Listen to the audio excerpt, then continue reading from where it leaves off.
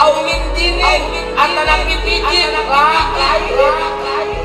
kula teh ya nabi ya rasul kula ge di golongan manusia dakang dia nabi naon anu jin digawe di alam dunia anu pohara sehingga anjeun teh beunang tempat anu luhur makom derajat anu luhur naon pegawean anjeun keur di alam dunia eta lalaki ngajawab hiji digawean ulah semasa hidup di alam dunia zikir ulama lisan ulama selalu